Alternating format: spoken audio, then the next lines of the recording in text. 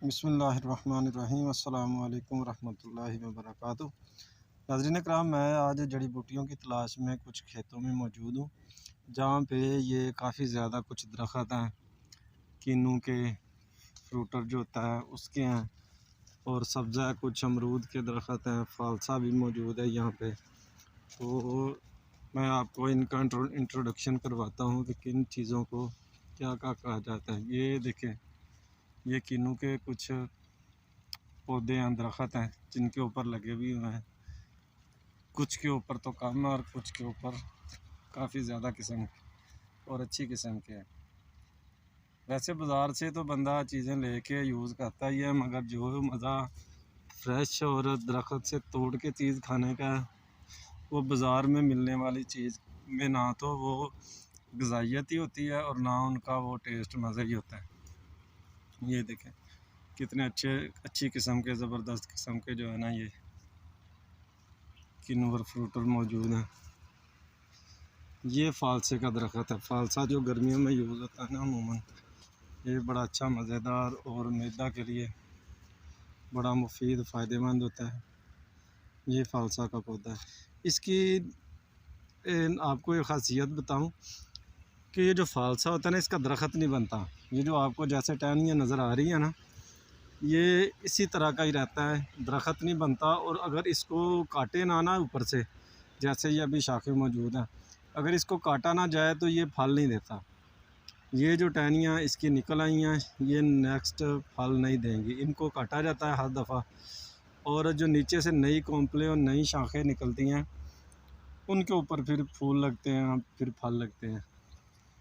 ये एक अमरूद का दरख्त है, इसके ऊपर कुछ कुछ जो है ना वो फल मौजूद हैं अमरूद के। ये अनार है यहाँ पे। ये आई थिंक किसी वजह से बीमार हो गया, इसको भी मेडिसिन की ज़रूरत है। तो इसकी जो टहनी है ना, वो खुशक होना शुरू हो गई है, किसी बीमारी का शिकार है ये।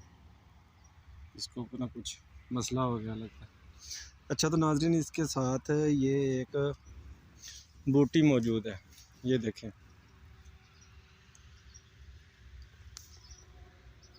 ये एक बूटी है, इसको अफसनतीन कहा जाता है। ये मुसफ़्फ़ी खून होती है, बहुत ज़्यादा कड़वी होती है, शुगर के अमराज के लिए काफ़ी मुफीद है। और इसके अलावा खून के जो कई तरह के मसाइल हैं, उनको ठीक करती है। अफसनतीन है ये देखें। ये बाज़ार से पैसों से मिलती है, मगर यहाँ पे अल्लाह पाक ने काफ़ी ज़्यादा मिक़दार में फ्री में जो है ना वो पैदा की हुई है। ये इसका बड़ा पौधा है और ये छोटा है, ये अभी बन रहा है। ये भी अफसनतीन ही है, अभी छोटा पौधा है, अभी बड़ा होगा तो फिर इसके ऊपर भी ये फूलनुमा डोडियाँ सी आपको नज़र आएंगी। ये अफसनतीन है। इसके अलावा ये सरसों है, जो एक मशहूर चीज़ है, साग के तौर पर इस्तेमाल की जाती है। इसकी भी काफ़ी ज़्यादा अक़साम होती हैं। इसमें एक तो होती है ये वाली, इसको तोरिया भी बोलते हैं, तोरिया ना आम अल्फाज में। इसका पौधा ना ज़्यादा बड़ा नहीं होता, इतना सा ही रहता है, और अमूमन जो है ना ये नीचे फैलना शुरू कर देता है। इसको ना काफ़ी ज़्यादा बीज लगता है, जो तेल निकलता है। अमूमन जो तेल निकालने के लिए सरसों काश्त की जाती है, उसके लिए ये इस्तेमाल होता है। इसके अलावा इसकी और किस्म होती है ये वाली, ये जो आपको नज़र आ रही है, इसका पत्ते का देखिए आप कलर, इसकी जो है वो बनावट, इसका साइज़, इसका और इसका देखिए ये आपस में मुख्तलिफ है, ये सेम नहीं है, क्योंकि ये चीज़ ही मुख्तलिफ है। इसके ऊपर देखिए ये जुरियाँ सी हैं, वो बाहर से हैं, और जैसे वो कांटे नुमा छोटी छोटी चीज़ें हैं, ठीक है जी। क्योंकि वो और किस्म है, ये और ये जो है ये कड़वी है, इसका साग नहीं बनता। तो जो औरतें इस चीज़ को नहीं जानती, अगर वो बाय चांस बना लेती है ना चाहते हुए, तो उनका टेस्ट जब चेक करती हैं तो जनाब ये जो ना कड़वा होता है, ये खाने के लिए इस्तेमाल नहीं होता, खाया नहीं जा सकता इसको, यानी कि उनका टाइम भी, वक्त भी, मेहनत भी, सारा कुछ ज़ाया हो जाता है। इसके अलावा सरसों की एक और किस्म है, वो भी मैं आपको यहाँ खेत से कहीं ढूंढ के दिखाता हूँ। उसको ये जो फूल वाली गोभी होती है ना, वो इससे जो है ना मिलती जुलती है, मुशाबा होती है, इसलिए उसको आम अल्फाज में गोभी सरों भी कहा जाता है। वो मैं आपको ढूंढ के दिखाता हूँ, यहाँ से बताता हूँ। तो वो जो होती है वो बेहतरीन होती है साग सालन बनाने के लिए। और इसके बीज जो होते हैं उसके दाने भी काफ़ी मोटे होते हैं और उनमें तेल की भी वफ़र मिकदार होती है। इनके तेल निकालने के लिए भी वो बेहतरीन होती हैं। वो यहाँ से मैं ढूंढ के आपको दिखाता हूँ, कहीं नज़र नहीं आ रही, मेरा ख़्याल है यहाँ पे भी जो है ना उसके कम में जो बीज डाले हुए हैं, क्योंकि उसकी एक कबाहत है ना काश्त करने की, वो ये है कि अगर जिस खेत में वो मौजूद हो वहाँ पे जो लोग आते हैं ये साग लेने के लिए, तो वो जो नीचे चारा होता है, जैसे ये देखिए आपको नज़र आ रहा है, ये नीचे रिजका भी इसको बोलते हैं, स्टाला भी बोलते हैं। तो दूध देने वाले जानवरों के लिए ये बहुत मुफीद और मरगूब होता है, पसंदीदा खाना है जानवरों का। तो वो जो फिर अगर गोभी सरो यहाँ पे हो तो वो जो है ना साग तोड़ने वाले लोग वो सारा जो है ना नीचे से पाँव के नीचे दबा के इसको ख़राब कर देते हैं और नुकसान होता है, इसलिए उसको लोग कम काश्त करते हैं। ये एक पौधा मिला है, मगर ये भी देखे हैं तो ये वही गोभी सरो का जो मैं आपको अर्ज़ कर रहा हूँ, मगर इसको भी ना देखे ऊपर से ये साग लेने वालों ने तोड़ा हुआ है, ख़राब कर दिया है इसको। तो इसका तना देखें, ये जो है ना काफ़ी ज़्यादा सेहतमंद और कलर भी देखे इसका वाइट वाइट है। तो इस वजह से ना ये कम काश्त किया जाता है, चूँकि जो साग लेने वाले लोग होते हैं ना वो नीचे से खेत का भी नुकसान करते हैं, इस वजह से ना उसको कम काश्त किया जाता है। इसके अलावा और इधर काफ़ी चीज़ें हैं, ये जामन के दरख्त हैं, ये आपको नज़र आ रही है, काफ़ी ज़्यादा मौजूद है यहाँ पे, वो बड़ी दूर तक इनकी लाइन लगी हुई है।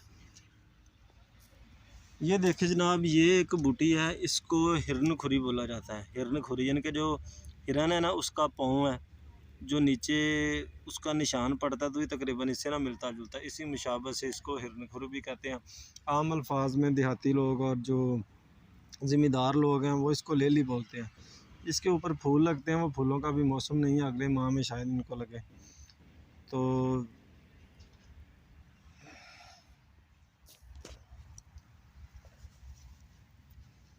ये है जनाब कासनी का पौधा। कासनी ये जो है इसके तुखम अमूमन अद्वियात में इस्तेमाल किए जाते हैं, या इनको भिगो के इसका पानी इस्तेमाल किया जाता है हेपेटाइटिस बी सी के लिए, ये बहुत ज़्यादा मुफीद होती है। अमूमन गर्म अमराज में इसका बहुत ज़्यादा इस्तेमाल होता है। जड़ कासनी भी, इसका अरक भी कशीद किया जाता है, उसके अलावा सफ़ूफ़ के तौर पे इस्तेमाल होती है, और जो है इसका पानी में भिगो के इसको तुखम इसके पानी इसका इस्तेमाल किया जाता है। इसकी तासीर बहुत ज़्यादा ठंडी थी, इनके गर्म अमराज के लिए ये बहुत ही ज़्यादा मुफीद चीज़ है। ये नाज़रीन शहतूत है। शहतूत ये खाने में बड़ा मज़े का मीठा होता है और अमूमन गले के मसाइल के लिए, गले के अमराज के लिए ये आम इस्तेमाल किया जाता है।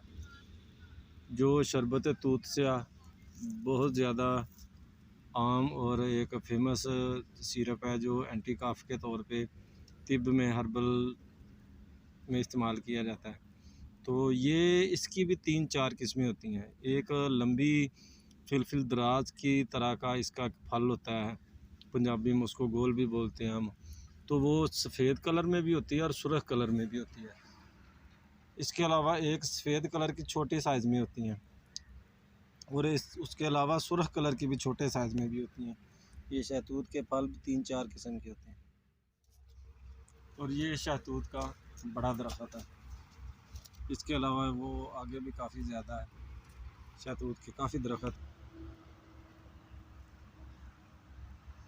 ये नाज़रीन इकराम किन्नू के दरख्त हैं, जो कि एक नहायत मज़ेदार, फ़ायदेमंद और विटामिन सी से भरपूर फल है। अल्लाह पाक की बड़ी नेमत है। तो बाज़ार से भी ख़रीदे जा सकते हैं और आम मिलते हैं, मगर वो और दरख्त पे लगे हुए उनमें और इनमें काफ़ी ज़्यादा फ़र्क है, टेस्ट का भी फ़र्क होता है। तो वैसे भी एक